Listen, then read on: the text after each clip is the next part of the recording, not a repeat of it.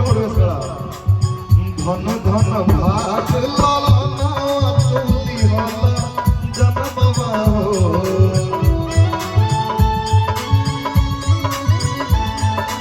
आई सारा खुशी भैया से धन धन भाग लालना तुली होला जन्मवा हो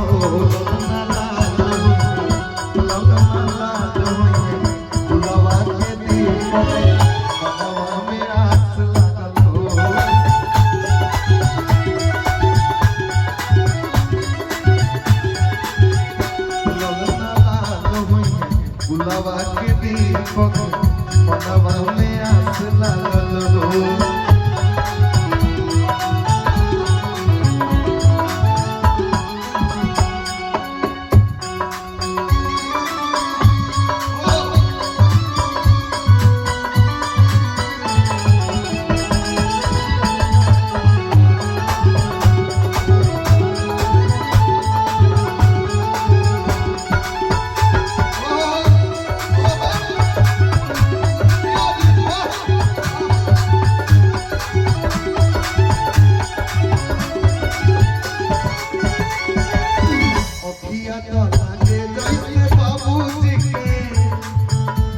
बाबूजी की तरफ से मेरे कोई इनाम नहीं आ रहा।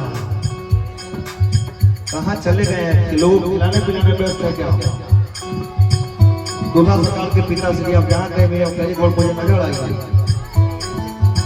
और किया तो लागे जैसे बाबूजी के नकिया हमाई के हो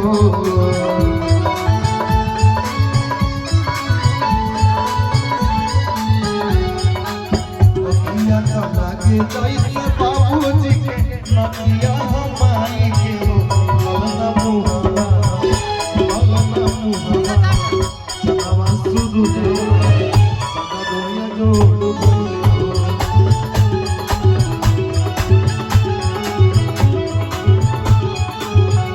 ललना मुहवा चनावा सुदू सगदोया जोड़ बोले हो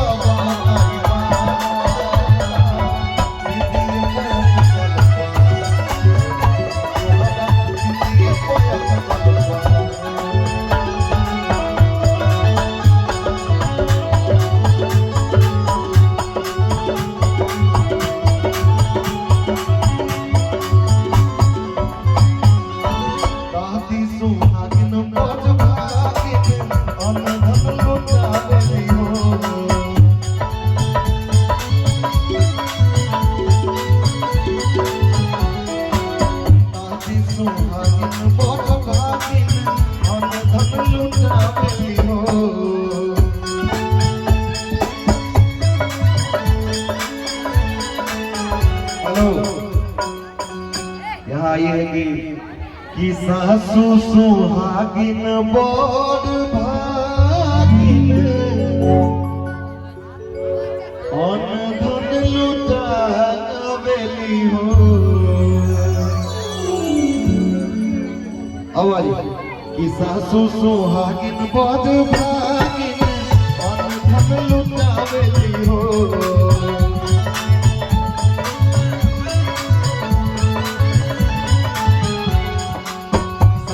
सुहागिन बड़ भागिन अन धन लुटा गवेली हो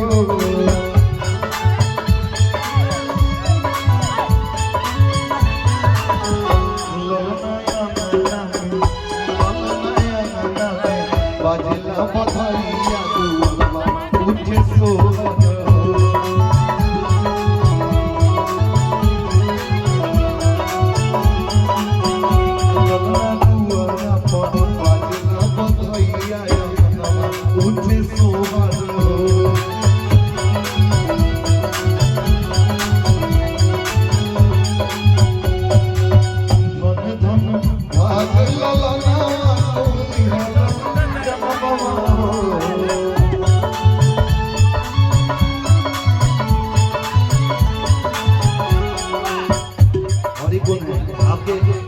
ये आपके पक्ष से है कि भी दुल्हन के पक्ष से है? भैया ये आपके चाचा है कि दुल्हन के हैं?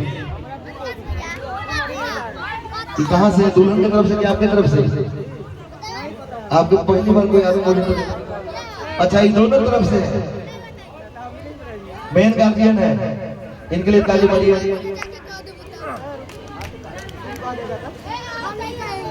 भैया भी लगते हैं, चाचा भी लगते हैं, डबल रिलेशन लेके चल रहे हैं मोदी जी और नीतीश कुमार। हेलो, आप ऐसे नहीं, ऐसे कहा जा रहा है हेलो, साफ है भाग रहे हैं। हम लोग का इनाम पाते आप बोलने के जाना होगा। आप दोनों तरफ से आपको डबल इनाम लगना चाहिए। चलिए भैया कुछ तो दिल पे लगा, हजारों